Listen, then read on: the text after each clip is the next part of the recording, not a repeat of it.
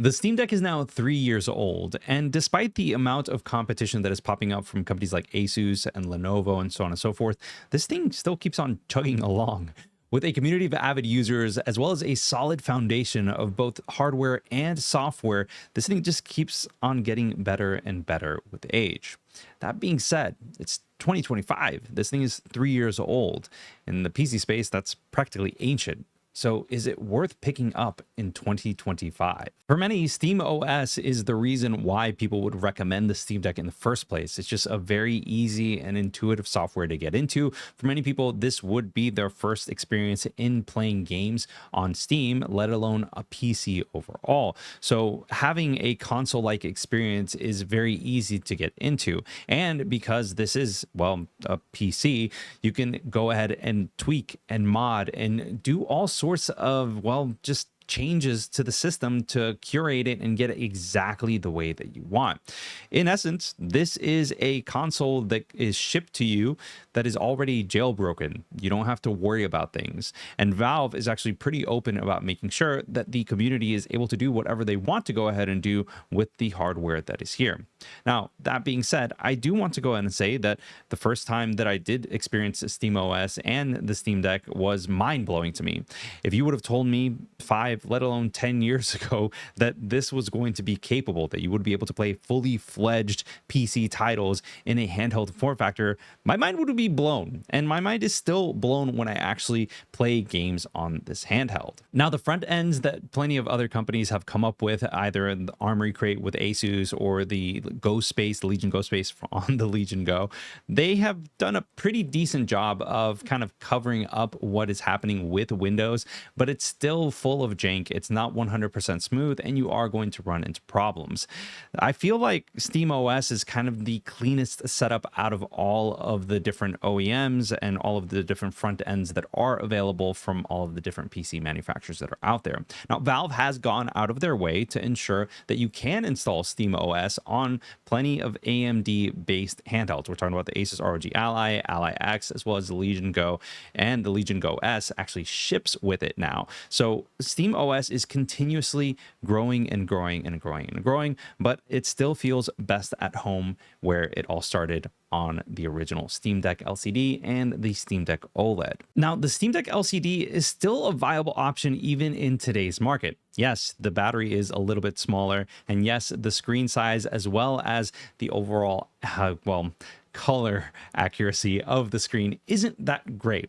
There are plenty of options that are baked into SteamOS that allow you to tweak and get settings just right for the screen, but even still, the efficiency that we saw with the upgraded version of the Steam Deck OLED is just so dang good. High refresh rate, bigger battery, overall just a better layout on things.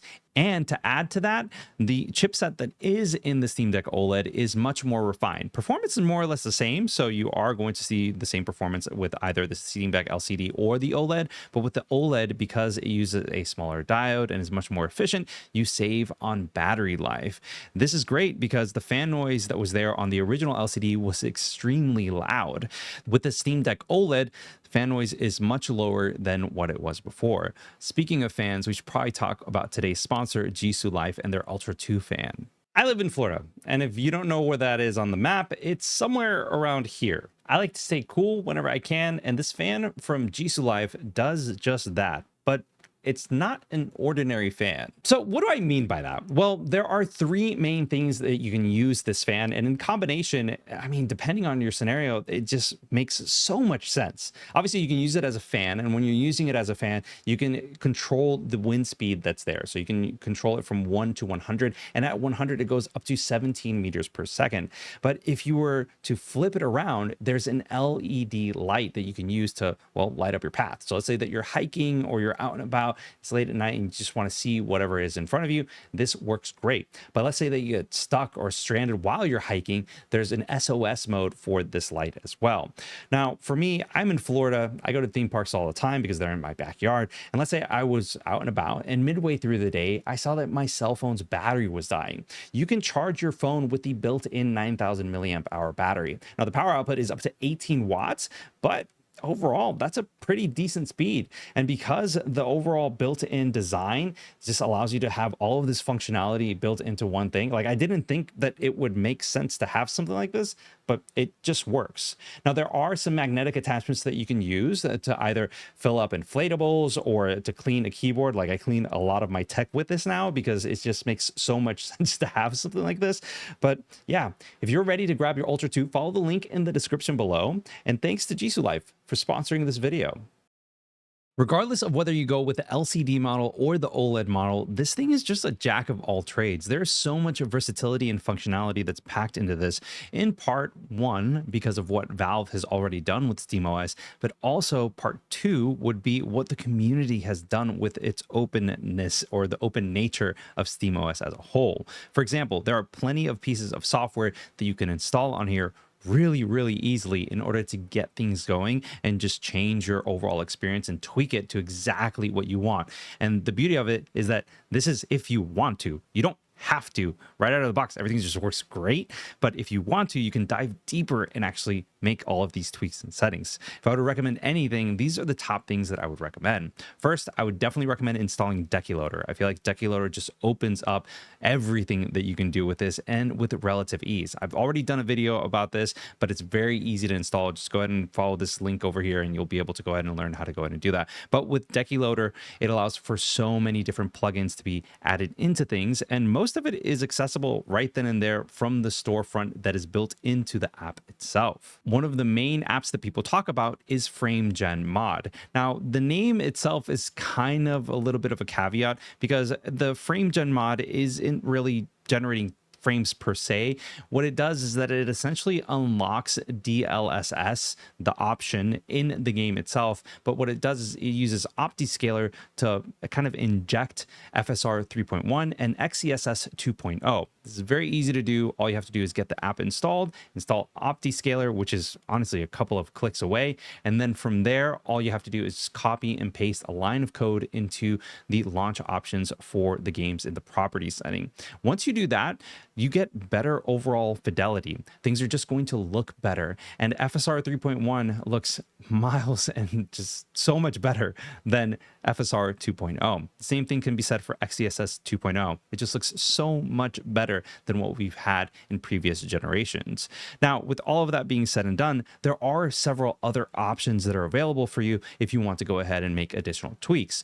One of the biggest ones that came out recently is lossless scaling. Now, lossless scaling has been something that has been going on the Windows side of things for quite some time. It's essentially an application that allows for you to use not only upscaling, but also frame generation in a piece of software, regardless of whichever GPU that you have. Now, there is some latency that comes into play if you are using it for frame generation, and the input latency isn't that bad if you're playing a single player title. If you're playing multiplayer games where you need to make very fast decisions that come down to the millisecond, then that's a different story. But regardless of that, installing this on your Steam Deck does not allow you to use the entirety of the suite that's there for lossless scaling. In fact, the only thing that it uses using a couple of mods is actually just the frame generation.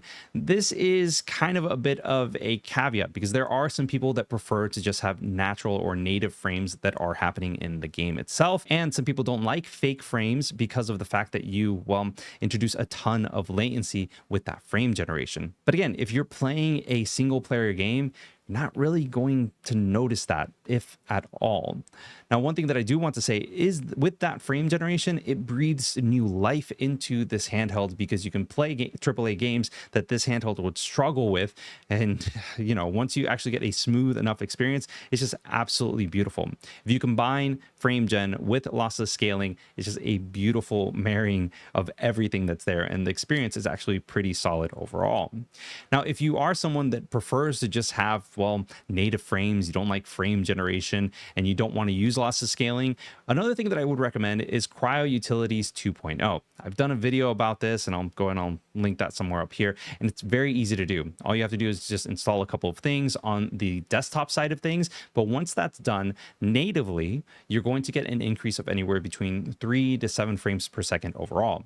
And as we know, that's definitely enough to make an impact in terms of how smooth things appear, especially when you have a higher higher refresh rate monitor or panel like you do here on the Steam Deck OLED. Now, while we're talking about all of the different options that you have here, it would be remiss if I did not talk about EmuDeck. EmuDeck just cracked open this handheld and just made it so much easier to play games from yesteryear. If you're into emulation of any kind and you have a digital backlog that you have been carrying with you for ages, then this is a very easy way of just downloading and installing all of the different emulators that are out there and getting it natively just injected into your Steam library. It's very easy to do. It doesn't take that much time. And at this point, it's matured so much that it's pretty much a couple of clicks or a couple of buttons that you got to press.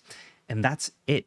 Honestly, it's a beautiful and seamless way to play your retro library in a handheld form. One of the biggest complaints that people have whenever they talk about SteamOS or the Steam Deck is not being able to play their Xbox Game Pass games when they're out and about.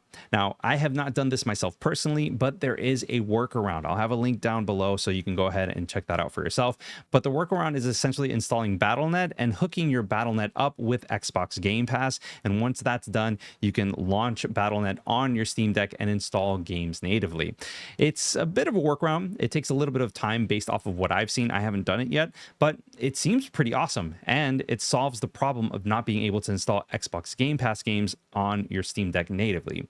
In the past, you've been able to install Xbox Game Pass Cloud so you can play games via the browser that's there. But regardless of that, I think that it's a pretty solid solution overall to just have those games installed natively. That way, if you're, out and about and you don't have an internet connection, you can still play games on your Steam Deck for your Game Pass subscription. Now, if you are traveling, one of the biggest things that I can just not help but praise when it comes to the Steam Deck is how comfortable it is to hold in your hands. Even now, 3 years after its launch, there has not been one single handheld that has come out that beats this thing when it comes to ergonomics and comfort. I don't know what it is, but there's just nothing that even comes close.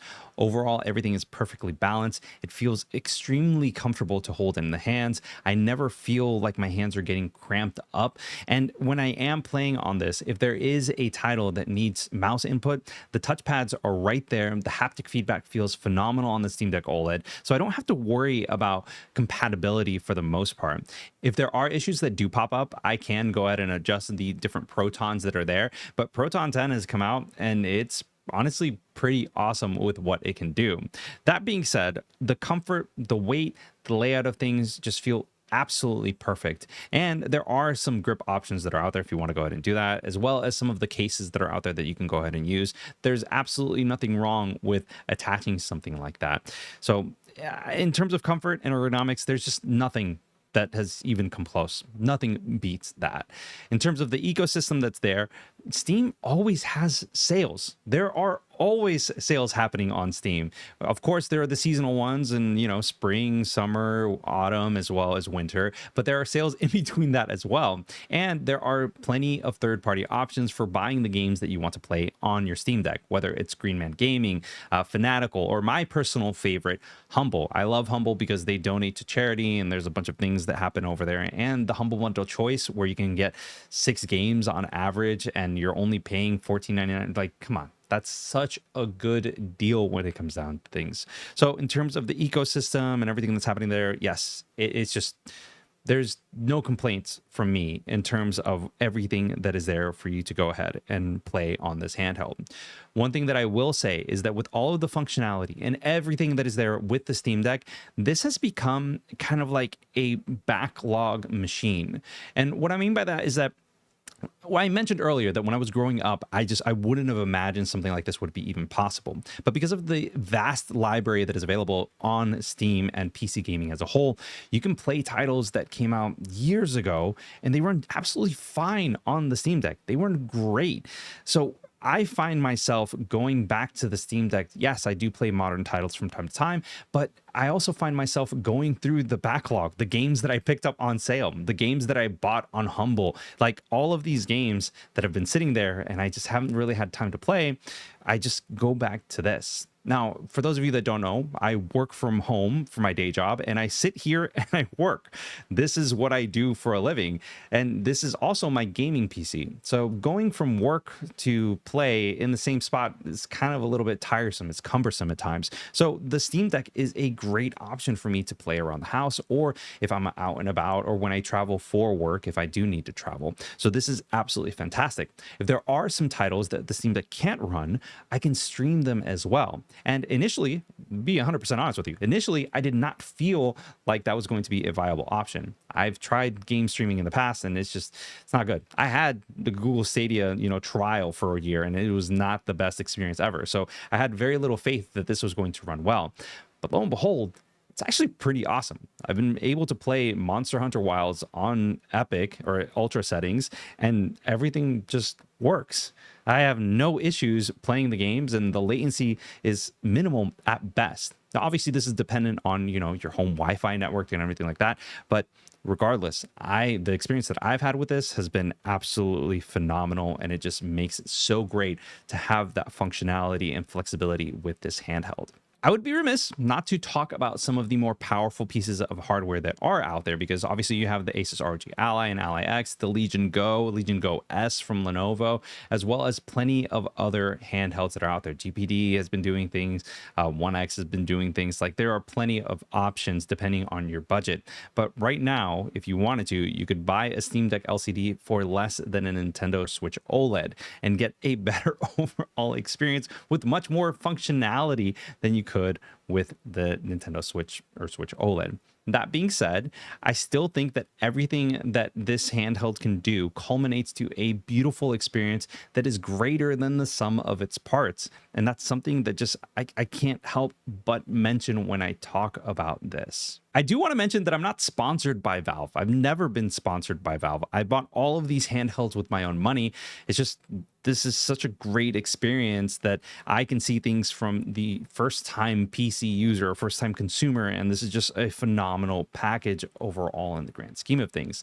But regardless of that, whether or not you have the LCD or the OLED model, all of the things that I did mention in this video will work just fine. If you want to install CryoUtilities 2.0, then check out this video over here. Or if you want to check out Decky Loader and how to install that, then click this video over here. And until next time, guys, I'll see you on the next one. Peace.